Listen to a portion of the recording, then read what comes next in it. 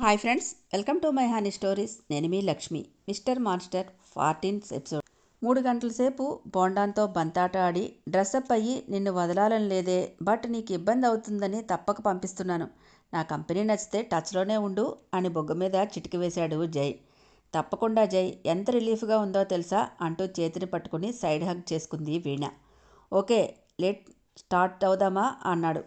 అవును, ఇందాక ఫోన్ చేసింది ఎవరు, లేడీ వాయిస్ వినిపించింది అని అడిగింది. మనకు చేసేది ఎవరుంటారే, నీలో డిప్రెషన్లో ఉండి రిఫ్రెష్ కోరుకునేవాళ్లే. ఈరోజు నీది టైము అని దాన్ని అవాయిడ్ చేశాను అంటూ నవ్వాడు. అబ్బో, ఏదో గొప్ప ఘనకార్యం చేసినట్టు ఫోజు కొడుతున్నాడు కదా. నేను కొందరు మాటలు వినాలని అనుకోవడం లేదు అనుకున్నాడు జై. మరీ మంచిది, యూ క్యారీ ఆన్ జై, నేను పెట్టాగా మంట చలి కాచుకుంటారు. వీణా బోండాన్ని డ్రాప్ చేసి బాగా అలుపు వచ్చి ఏ పబ్కి పోకుండా డైరెక్ట్గా ఇంటికే వచ్చేశాడు జై. ఇప్పటి నుంచి బాబుకి బాడీగార్డ్ డ్యూటీ అవుతుంది. అస్సలు ఎక్స్పెక్ట్ చేసి ఉండడు పాపం. హాల్లో కూర్చొని జోక్స్ వేస్తూ సుభద్రను నవ్విస్తున్న అందగాడైన సాకేతిని చూసి నొసలు దగ్గరికి ముడిపడి అడుగులు నెమ్మదించాయి జైవి. భలే పిల్లాడివి, ఇలా నవ్వి ఎన్నేళ్లయిందో అని భుజం మీద చర్చి మరీ నవ్వుతోంది సుభద్ర.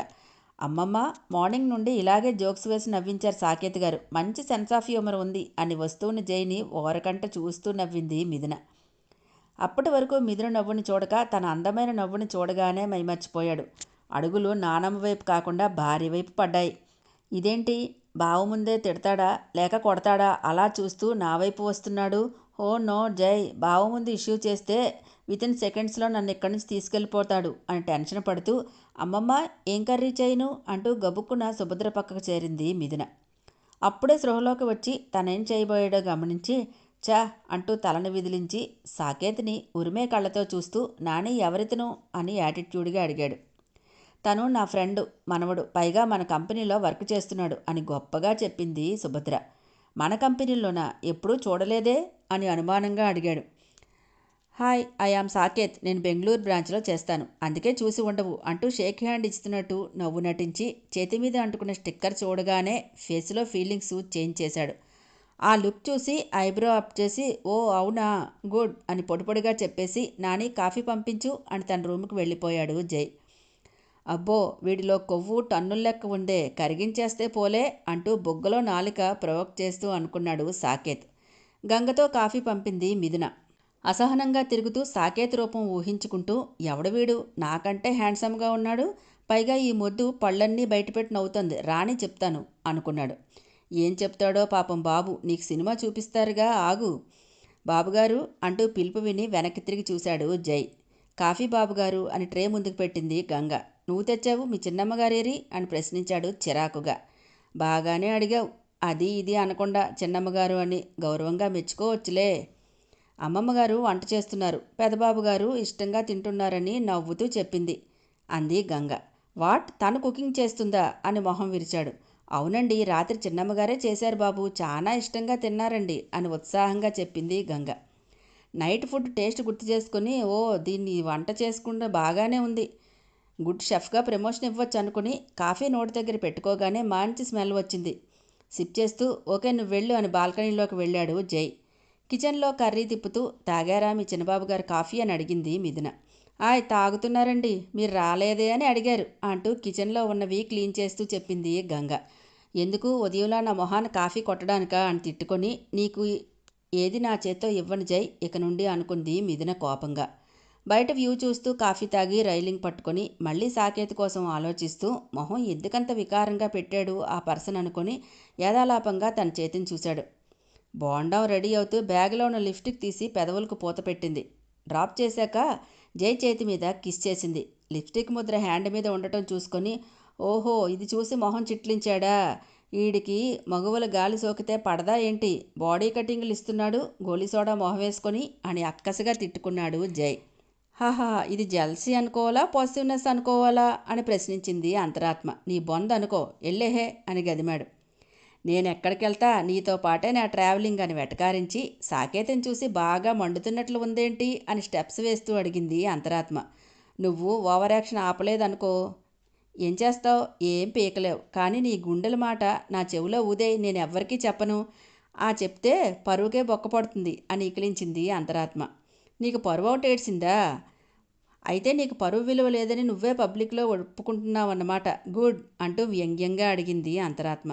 ఒసేయ్ చంపేస్తాను, జై ఇక్కడ, ఎవడైనా ఎక్కువ తక్కువ చేస్తే పగిలిపోతుంది అంటూ రుసరుసలాడాడు. టెంకపీసేం కాదు, నీ మట్టి బుర్రకి తెలివి అంతంత మాత్రం. నువ్వు వేరు నేను వేరు కాదు, ఎప్పుడు అప్డేట్ అవుతావు? నాకు నీతో చాలా హెడేక్గా ఉందబ్బా అంటూ ఫోజు కొట్టింది. అయితే వెళ్ళి ఏ ఏట్లోనో దూకి చావు అంటూ కరిచాడు. నేను పోతే నువ్వు పోతా, నీకు ఓకే అంటే నేను రెడీ అంటూ రెచ్చగొట్టి కవ్వించింది. ముందు గెస్ట్ గురించి చించు, నువ్వే మిథునకు ఓపెన్ ఆఫర్ ఇచ్చావు ఎవరితోనైనా రొమాన్స్ చేసుకోమని. అసలే కుర్రాడు బాగా పండిన బంగినపల్లి మామిడి పండ్లా తెగ ఊరించేస్తున్నాడు. మిథున మనసు చెడిందే అనుకో, నీకు కషాయమే గతి చూసుకో అని వార్నింగ్ ఇచ్చింది. నేనెందుకు సన్యాసినవుతాను అంటూ రుసరుసలాడాడు జై. పెళ్ళాం పక్కలోనికి పనికిరావని స్టాంప్ వేస్తే ఈ ఆశలు పీసులు ఏవీ దేకవుగాక దేకవు. అందుకే సన్యాసి అవుతావు, వింటే విను లేకపోతే నీ కర్మ అంటూ మాయమైపోయింది అక్కడి నుంచి. అంతరాత్మ అన్నదానికి కలవరం కలిగి ఈ లోక్లాసుది అన్నా అంటుంది. అసలే నాని ఫుల్గా సపోర్ట్ చేస్తుంది, నా ప్రాణానికి వాడికి దూరంగా ఉంచాలి అని రకరకాలుగా ఆలోచనల సునామీలో కొట్టుకుపోయాడు జై. రూమ్లోనికి వెళ్ళి ఫ్రెష్ అయ్యి బెడ్ ఎడ్జి కాంచుకొని కూర్చుని ఫోన్ చేశాడు సాకేత్.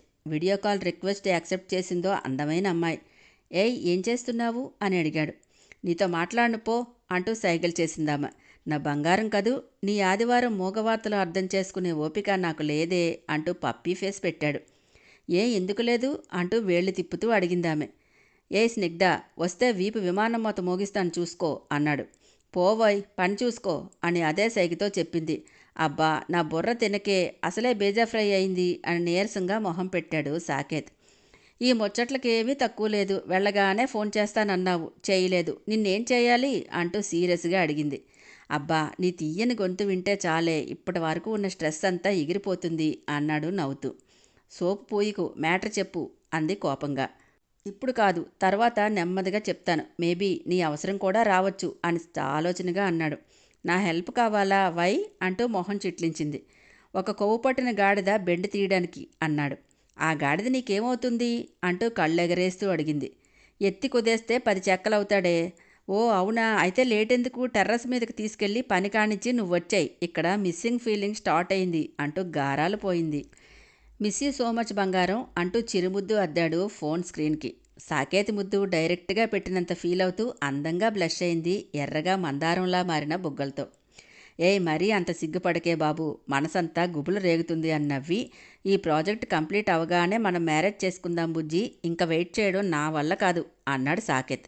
సంవత్సరం నుండి ఊరిస్తున్నావు, ఈసారి మిస్ చేస్తే నేనే నీ మెడలో తాళి కట్టేసి నేనే నీ మొగుడినని బెంగళూరంతా టామ్టామ్ చేసేస్తాను అంటూ బెదిరించింది స్నిగ్ధ.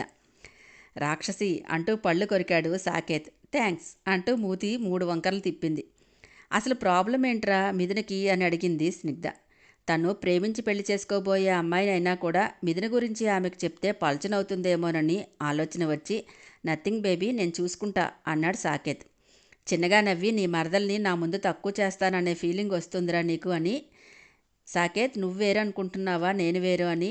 ఏమో, మిథున్ నాకు తోడపుట్టకపోయినా చెల్లెలే, నేను బ్లేమ్ చేస్తాననే ఆలోచనే వద్దు. సమస్య తెలిస్తే నాకేమైనా సొల్యూషన్ తెలిస్తే చెప్తాను కదా, ఇది మన కుటుంబంరా అంది స్నిగ్ధ.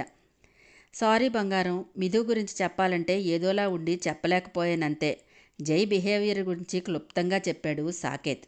అంతా విని ఒళ్ళు మండిపోయి, తను ఇంకా ఏ కాలంలో ఉందిరా స్టూపిడ్ గర్ల్ అని మొహం చిట్లించి, వెంటనే డైవర్స్ ఇచ్చి తీసుకొచ్చాయి, ఒక్క క్షణం కూడా ఉంచకు అంది కోపంగా. నేను అదే చెప్పానే, బట్ అది వినటం లేదు. ఏం చేయని చెప్పు, ఇంకా పూర్తిగా అవపోసన పట్టాలేమో బాబుగారిని. చూద్దాం, నేను ఇక్కడే ఉంటాను కదా, సర్గార్ బెండి తీయడమే పనిగా పెట్టుకుంటూ అని. నువ్వు ఆలోచించకు, ఇంకేంటే విషయాలు అన్నాడు. మనసంతా చేదు తిన్నట్లయిందిరా పాపం మిథున అని శాడ్ ఫేస్ పెట్టి, త్వరగా ఏదో ఒకటి తేల్చండి అంది. సాకేత్ గారు భోజనానికి రండి అంటూ వచ్చింది మిథున. ఇదిగో వచ్చింది అభినవ సుమతి, మాట్లాడు అంటూ ఫోన్ ఇచ్చాడు సాకేత్. చిరుకోపంగా చూస్తూ, నాకు ట్యాక్స్ తగిలించక బావా అని. హాయ్ ఎలా ఉన్నావు అని స్మైలింగ్ ఫేస్తో అడిగింది. మాట్లాడక మిథు, నీ ఆలోచన నాకేమాత్రం నచ్చలేదు అంటూ మొహం మండించుకుంది. అరే మా అక్క కోపంలో కూడా ఇంత అందంగా ఉంటుందా బావా అని నవ్వింది మిథున. నీకవసరమా అలాంటి యారగంటితో అని సీరియస్గా అడిగింది. దీని గురించి అయితే మనం తర్వాత మాట్లాడదాం స్నిగ్ధ, ఇంకేంటి అంటూ టాపిక్ డైవర్ట్ చేసింది మిథున. తను స్ట్రాంగ్ డెసిషన్ తీసుకుందని తెలిసి ఇంకేం చెప్పినా వినదని గ్రహించి నార్మల్ టాపిక్సే మాట్లాడింది స్నిగ్ధ కూడా. కాసేపు మాట్లాడి ఇదిగో బావకి ఇస్తున్నా అని ఫోన్ ఇచ్చి త్వరగా రా బావా అని వెళ్ళిపోయింది. ఫ్రెష్ అయ్యి ట్రిమ్గా రెడీ అయ్యి కిందకు వచ్చాడు జై. అప్పుడే సాకేత్ రూమ్ నుంచి బయటకు వస్తున్న మిథున బాబు కళ్ళకి చిక్కింది. సర్ర ఇన్నరు భగ్గున మండి కొరకరా కాల్చేసేలా చూస్తూ వెళ్ళి సుభద్ర పక్కన కూర్చున్నాడు.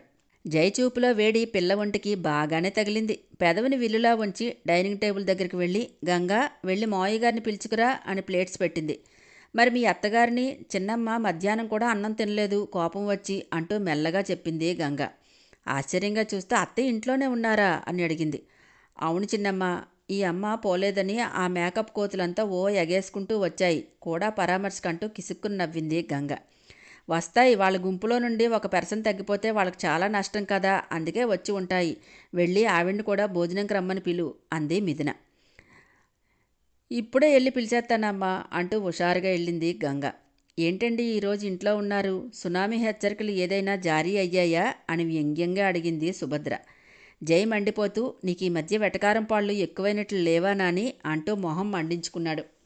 హాయ్ ఫ్రెండ్స్, నా ఛానల్ నచ్చితే కనుక లైక్ చేయటం, షేర్ చేయటం, సబ్స్క్రైబ్ చేసుకోవటం మర్చిపోకండి. ఇంకా నచ్చితే మీ ఫ్రెండ్స్ అండ్ ఫ్యామిలీకి షేర్ చేయండి. నెక్స్ట్ అప్డేట్ కోసం వెయిట్ చేస్తూ ఉండండి.